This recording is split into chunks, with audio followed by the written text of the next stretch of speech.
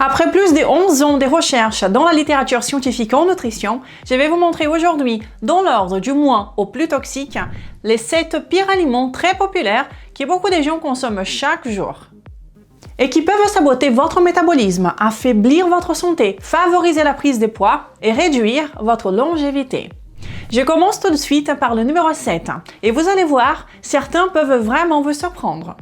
Et le plus choquant, c'est que les 3 premiers aliments de ces classements sont justement ceux qui beaucoup de gens croient bons pour la santé. Et les 4 suivants, tout le monde sait que ce n'est pas l'idéal, mais peu mesurent à quel point ils peuvent nuire à notre santé. Bienvenue de retour sur ma chaîne, je suis Renata Barcelos et ici je vous aide à utiliser la science de la nutrition pour booster votre santé et votre forme concrètement et naturellement. On attaque tout de suite par le numéro 7. Le numéro 7 est le saumon, mais pas n'importe lequel. D'ailleurs, le saumon est presque un symbole de santé, n'est-ce pas? Et c'est justement ce qui aggrave les choses. La plupart des gens finissent par le privilégier ou en manger davantage en pensant qu'il est forcément si sain. Et oui, le saumon est délicieux. Moi-même, j'adore le saumon. Et il peut être extrêmement sain quand il est sauvage. Mais pas le saumon d'élevage, qui malheureusement représente la grande majorité des saumons que nous trouvons partout. Regardez la différence dont je parle. À gauche, vous avez la tranche typique des saumons d'élevage qu'on voit partout. À droite, un exemple de saumon sauvage tel qu'on les trouve dans la nature. La différence flagrante ici, c'est la graisse. Dans le saumon d'élevage, 54,1% de ses calories viennent des graisses.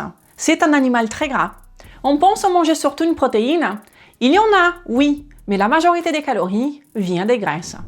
En comparaison, chez le saumon sauvage, la part des graisses tombe à environ 27%. Et ce n'est même pas la quantité le pire, c'est le type de graisse et ses effets à long terme dans notre corps. Et très peu de gens en parlent, malheureusement. La plus grande partie de la graisse du saumon est la polyinsaturée, la même famille que celle des margarines et huiles industrielles des cuisines comme le soja, maïs, tournesol, colza. Le saumon d'élevage est engraissé avec des rations, comme les bovins en ferme. Sauf que, dans le cas du saumon, il ne peut pas transformer ces graisses polyinsaturées de l'alimentation en graisses saturées, contrairement à la vache. La vache peut recevoir des graisses insaturées et les convertir en graisses saturées. Votre steak est ainsi protégé. Avec le saumon, cela n'arrive pas. Il accumule de plus en plus de graisses polyinsaturées. Mais le saumon apporte des oméga 3, non? Oui, et nous en avons besoin, mais en petite quantité. Ce que beaucoup de gens ignorent, c'est que les oméga 3 sont eux aussi très polyinsaturés et encore plus sensibles à l'oxydation que les oméga 6, qui sont ces graisses horribles des huiles végétales faites à partir des grains et des céréales. Par exemple, le DHA est environ 300 fois plus sujet à l'oxydation que l'acide oléique, le principal acide gras de l'huile d'olive. C'est juste pour vous donner un ordre d'idée. Pourquoi est-ce un problème, Renata? Vous pouvez me demander. Eh bien, parce que la science nous montre que ces graisses polyinsaturées deviennent partie intégrante de notre organisme. Elles s'intègrent aux membranes cellulaires de chaque cellule et même aux mitochondries. Résultat, des structures plus sensibles à l'oxydation et aux radicaux libres, c'est-à-dire plus d'inflammation et tout ce qui va avec. C'est un peu comme bourrer notre corps de dynamite en espérant qu'aucune allumette ne s'approche.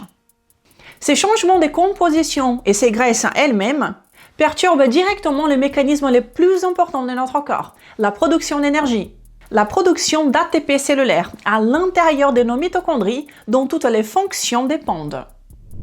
À tel point que des bonnes études montrent que plus les membranes sont insaturées, plus la longévité est courte. Et cela a été observé chez pratiquement tous les animaux étudiés. Ces graisses, même crues, posent déjà un problème et cela par leur nature. Et c'est pire encore quand elles sont chauffées ou cuites. C'est pourquoi ma recommandation est de garder votre apport en acides gras polyinsaturés en dessous des 4% des calories totales, idéalement en dessous des 2. C'est très difficile si vous consommez des margarines, des huiles végétales de cuisine et en quantité du saumon d'élevage. Donc, si vous mangez du saumon, qui peut être un excellent aliment, que ce soit occasionnellement ou sauvage. Numéro 6, le lait de soja. Le lait de soja est un vrai piège. Il n'a absolument rien à voir avec du lait.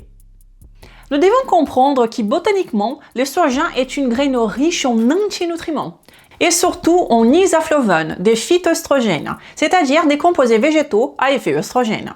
Cet effet est bien documenté et peut perturber le corps de différentes manières, métaboliquement et hormonalement, et un excès d'œstrogène est lui-même associé à des effets délétères. On sait aussi que la consommation de soja peut gêner la thyroïde, surtout chez les personnes déjà sujettes à l'hypothyroïdie. Quant aux protéines du soja, complètes sur le papier, d'accord, mais à cause des antinutriments, votre corps absorbe mal une bonne partie de ces protéines. Donc, peu importe la théorie, si la pratique ne suit pas. Le pire, c'est la composition des laits de soja les plus connus. De l'eau, graines de soja, sucre, maltodextrine, vitamines synthétiques, minéraux stabilisants, pectine, gomme de gloire, acidulants, arômes, correcteurs d'acidité, colorants et parfois d'édulcorants comme le sucralose. Franchement, est-ce vraiment ce que vous voulez boire? Et au-delà du soja, je resterai aussi loin des laits d'amandes, d'avoine, des noix de cajou, etc. Ultra transformés.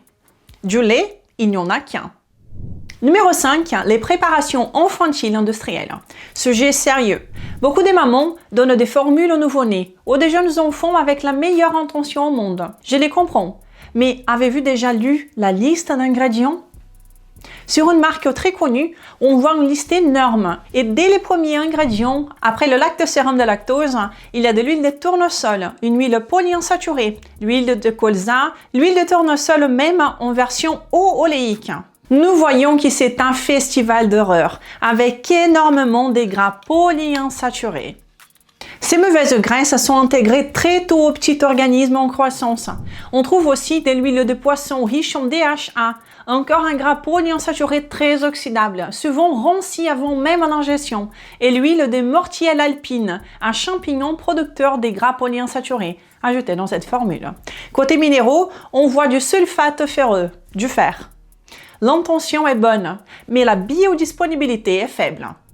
Chez les bébés, 7% d'absorption. Chez les petits-enfants, 6%. Sans parler des effets secondaires bien connus de ce type de fer, comme les maux d'estomac, nausées, vomissements, constipation, diarrhée, selles décolorées, etc. Heureusement, si l'allaitement n'est pas possible, il existe des alternatives naturelles, des recettes à base d'aliments réels, non toxiques, comme celles que l'on peut trouver via la fondation Weston A. Price, basées sur des vrais aliments non toxiques. Et voyons maintenant les 4 derniers pires aliments. Ce sont des aliments que vous savez déjà qu'ils ne sont pas bons. Peut-être que vous ne savez pas à quel point ils sont mauvais. Mais avant de continuer, je vous invite à me laisser un pouce en l'air si ces informations vous sont importantes jusqu'à maintenant et aussi à vous abonner sur cette chaîne. Numéro 4. Les frites et les chips industriels. Tout le monde sait que les frites, ce n'est pas très sain, mais peu savent pourquoi. Le problème, ce n'est pas la pomme de terre, bien évidemment. C'est à cause des pires graisses au monde, ces huiles qui sont absorbées en grande quantité par les pommes de terre. Et quelles sont ces graisses? Toujours les mêmes. Les huiles polyinsaturées. Ces huiles sont riches en acides gras polyinsaturés oxydés, souvent réchauffés plusieurs fois. Et quand vous les consommez, vous absorbez littéralement une dose d'oxydation et d'inflammation. Et je n'exagère pas. Pour info, près de 60% des calories d'une portion de frites viennent de la graisse, pas des glucides. Alors, la pomme de terre, oui, c'est une excellente source de glucides, mais jamais trempée dans l'huile de friture. Numéro 3. Les viennoiseries et pâtisseries industrielles. Non, ce n'est pas juste de la farine et du beurre. La plupart des versions industrielles contiennent des margarines, des huiles végétales modifiées, sirop de glucose, fructose, émulsifiants, arômes, améliorants de texture. Résultat, calories faciles, peu de nutriments, glycémie qui grimpe vite et la faim qui revient aussi très vite. Occasionnellement, oui, mais au quotidien, ça plombe votre métabolisme. Un cocktail de graisses abîmées qui irritent l'intestin et ralentissent la production d'énergie. Et demandez-vous simplement, est-ce que mon corps mérite vraiment ça? Et passons maintenant au numéro 2, les barres de céréales. Elles sont vendues comme des collations énergétiques, naturelles, des bonnes sources de protéines pour commencer votre journée ou juste avant d'aller faire du sport. mais quand on regarde la composition, c'est un désastre ultra transformé. Sirop de glucose, sucre, huile de tournesol, stabilisant, maltodextrine, arômes artificiels, lécithine de soja, disulfite de sodium. Rien à voir avec un aliment vivant. Et le pire, c'est que certaines barres sont plus caloriques qu'un vrai repas. Par exemple, 2 œufs brouillés avec une pomme et une banane contiennent moins de calories qu'une seule de ces barres. Mais ils apportent des vraies protéines, des vraies vitamines, des minéraux et une satiété durable. C'est ça, la différence entre des calories vides et des vrais aliments. Donc, la prochaine fois que vous avez faim, pensez plutôt à un fruit frais, un yaourt nature ou quelques œufs. Votre corps saura exactement quoi en faire, car il le reconnaît en tant qu'aliment. Ces barres bizarres, non. Et le numéro 1, les donuts, les beignets fourrés et les chichis. En France, on trouve facilement ce genre d'aliments un peu partout. Dans les boulangeries, les supermarchés, les stations-service, les fêtes foraines, les marchés de Noël ou au bord de la mer en été. C'est la combinaison la plus toxique qui existe. Autant de sucre que de graisses oxydées et aucun nutriment. Un donut, c'est en moyenne 47% des graisses, 47% des glucides raffinés et 5% des protéines de très mauvaise qualité. Une vraie bombe métabolique, la recette parfaite pour déglinguer votre santé et prendre du poids. Alors, pourquoi ces cochonneries sont-elles si mauvaises? Parce qu'elles touchent directement le cœur du système et beaucoup de gens ne s'aperçoivent même pas.